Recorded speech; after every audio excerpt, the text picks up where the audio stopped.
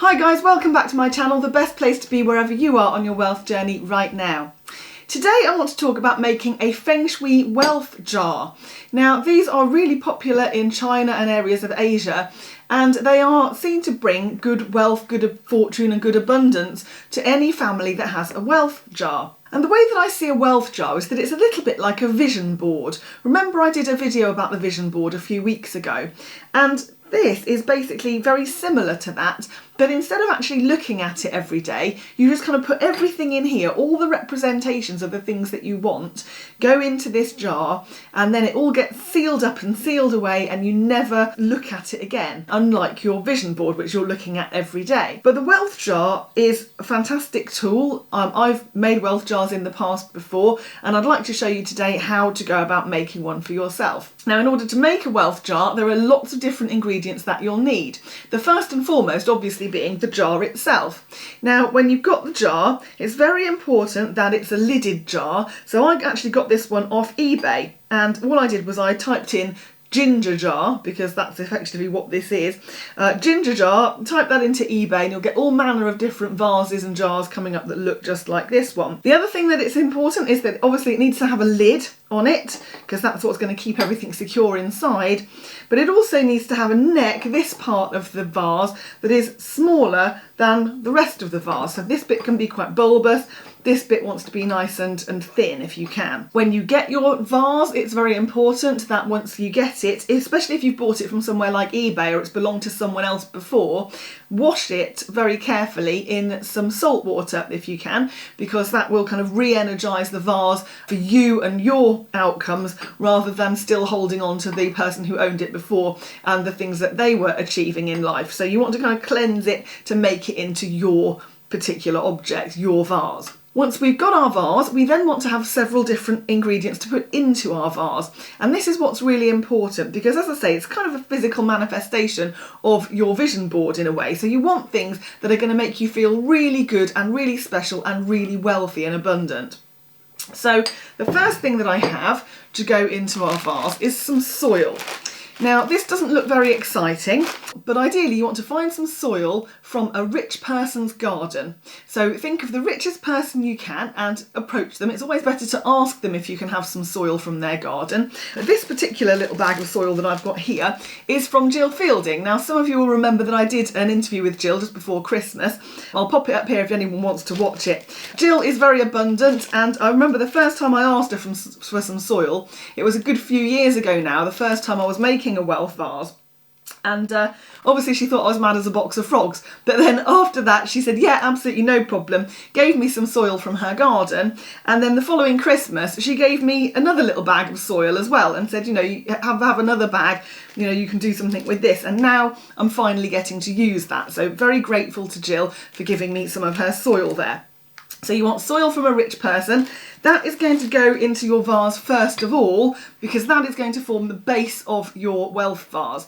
It's no good building your wealth on unsound, unfirm soil. So you want some really good solid soil that has been owned by a rich person or from their garden to start with. We then want to have 5 different types of food, because that represents food from all corners of the earth. It means that we're going to be abundant in food wherever we go, because your wealth jar isn't just about materialistic riches, it's also about being rich in other things as well. So the way that I look at food is that it's about having a lot to eat. It's also about having good company, because often when you're out eating food, you're with lots of other people.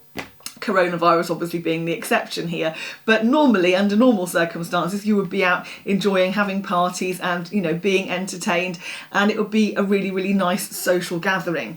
So the 5 types of food that I have, and I will say it's very important here to have dried food going into your wealth vase, because you're going to be keeping this for many, many years. You don't want anything in there that's going to go off or is moist or anything like that. So just make sure that everything's dried. Often I've seen a lot of places that say that you need grains, but I just put any kind of food in really. So I've got some peanuts here to start with. I've also got some quinoa. Love some quinoa, so pop that in as well. That's dried. I've got some sunflower seeds, some rice here, and also some macaroni, some pasta. So that's all going to go into my wealth vase as well. I also need, and this is very important, you need a little wealth deity. Now I've got a little Buddha here. He's only very tiny, but he should hopefully fit into my vase quite well. So he's my little wealth god. And you want one that represents wealth if you can. So a statue of a laughing Buddha is absolutely brilliant for that. This one is holding an ingot above his head, so he's representing wealth that way. So there he is. He's going to go into my wealth vase as well. And it's important when you put him into the wealth vase, just make sure that you know which way he's facing, because when you place your wealth vase in your home, you want to make sure that it's facing into the house and not outside of the house. So you want to put your wealth jar in a really safe place in the middle of your home and have your little god of wealth facing inwards as well. We should also have 5 gem globes. Now I struggled with this because sometimes it's quite difficult to get things over here in Britain, and especially with the pandemic on and everything, I didn't really want to go importing loads of stuff. But I have managed to find this bracelet with some crystal beads on it, and these are going to represent my 5 spheres. So I've got 5 different representations of beads or globes here.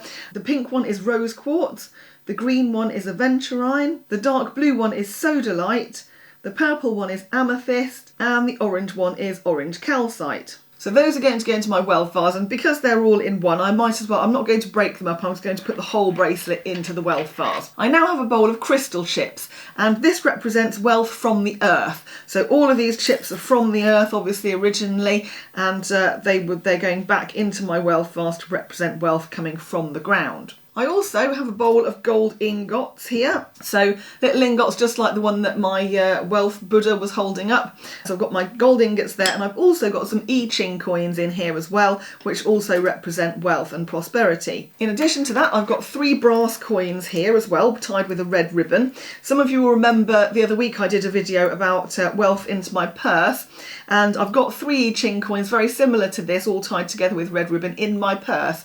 So these aren't the ones from my purse, those are still separate, but these are ones that are going to go into my wealth vase because they are a good representation of wealth as well. My 3 brass coins here represent current wealth. So this is the wealth that you have at the moment. So hence we would normally keep these in our purse or somewhere safe like that. So we've got wealth from different areas, different corners of the world, and now we've got the current wealth as well. Next, I have some wish-fulfilling jewels here.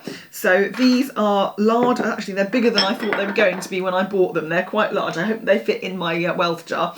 But here they are, and they are representing all of our goals, our aspirations, our dreams, the things that we want to achieve in life. These are wish-fulfilling jewels, and they will also go into our wealth jar to help all of our wishes and aspirations come true. I also have some faux diamonds here as well.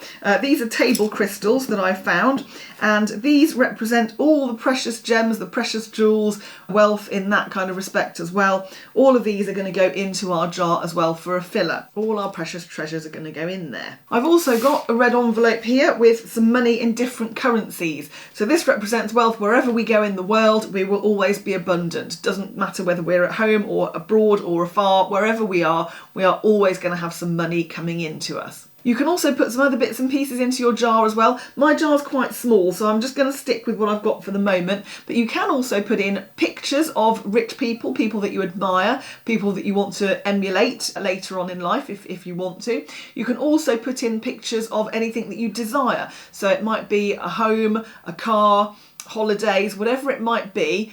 Put pictures of those into your wealth jar, just like you would normally put them on your vision board. Once we've done that, the last thing we need is 5 different types of cloth and 5 ribbons. Now these represent the 5 different elements in Feng Shui.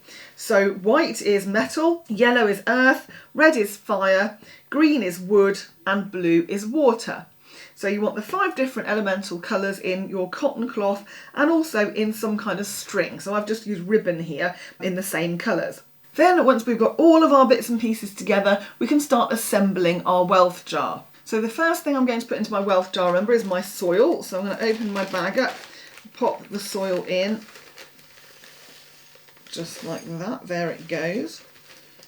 And this is our firm foundation, remember. So this is the thing that's going to hold all of our wealth together and to allow us to grow on a firm foundation. So there's my soil in there like that. I'm then going to put in my 5 different foods. So my, I'll just put my rice in first.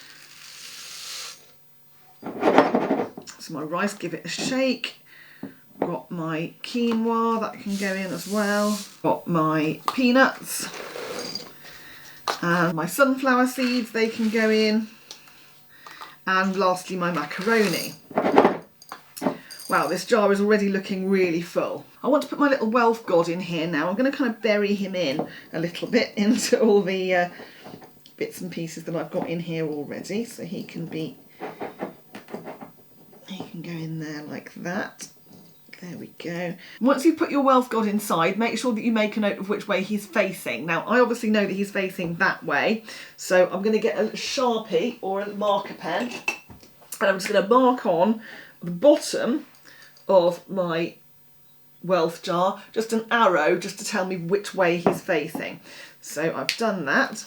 Okay, then my gem globes are going to go in, which is my bracelet there, so that gets popped in. My crystal chips go in as well,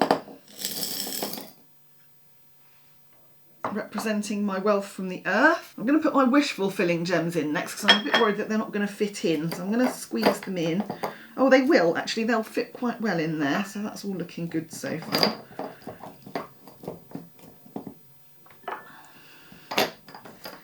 Actually surprising how big these jars are with the kind of fat bit there. I'm going to put my 3 I Ching coins in with their red ribbon.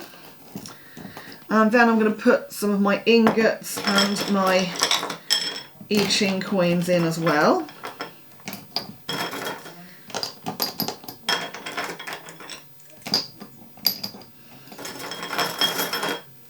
I might not be able to use all of them. I might have not quite enough here, but actually it's not looking too bad.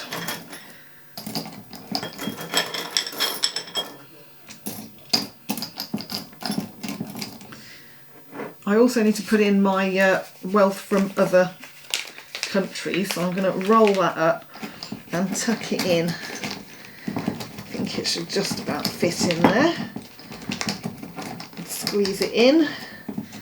As I say, it's quite surprising how big these vases are. Squeeze a few more I Ching coins in there too. Once I've done that, I can top it up with some gems. Pop some of those on top.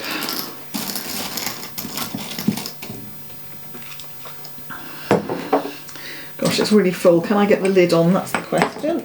Just about. The rim of the lid of these kinds of vases normally sits just inside, so you just want to be careful that you can actually get the lid on, and I can just about. But you will be fastening it in a second with the fabric and the string, so we should be okay for that. Okay, so then we take our fabric and we cover it up. I think my fabric pieces might be a bit large actually, but you might want to get some smaller ones. Make sure that they fit around the rim of your vase. I normally put the white at the top here as well. And then once you put it over, you want to feel where the neck of the vase is. Take your ribbon or your string and tie it quite tightly, quite securely around the neck, the thin neck of your vase. So I will normally do a sort of standard knot to start with, just there. You need to be quite careful as well when you're doing this that the lid doesn't just come off, because sometimes that is a thing that might happen. So just be extra careful when you're doing it. So, and then I'll tie another knot at the other side. And I might do one more round as well, just to make sure that's extra secure. Pop a knot round this side as well. And then once you've done that, I normally tie it in a double knot just to make sure that everything's all secure on there. You can do a double knot, a reef knot, whichever kind of knot you fancy. So that all goes on there. And then you've got some choices. You can leave your bits of string hanging, or you could plait them up nicely if you wanted to. So either way, that is your wealth jar. You also now know which way your god is facing, so when you place your wealth jar, you want to put it in the middle of your home, remember, and make sure that the wealth god that's in here is looking into the house and not towards the outside. And that is your wealth jar complete. So do pop me a comment underneath, guys. Have you ever made a wealth jar of your own before? How are things going? Can you think of anything else that you might like to put into your wealth jar as well? I will say it doesn't really matter how big your wealth jar is. You could do one this size or slightly smaller. I've done ones that are bigger than this, you know, so whatever you're doing. And again, it doesn't need to break the bank. You don't need to spend a lot of money on making a wealth jar. It's just the representations of the different things that go into here. I'll put all the links to everything that I've used in this video in the description underneath here. So do have a look there. If you want to buy your own ingots or I Ching coins, whatever, I'll pop them all underneath this video. Do give me a thumbs up if you have enjoyed this, guys, as well. Don't forget to have a watch of these 2 videos up next because they will hopefully help with your wealth journey. And do subscribe to the channel if you haven't done that yet too. Thanks ever so much for watching this week, guys. Do stay safe and I will see you in the next one.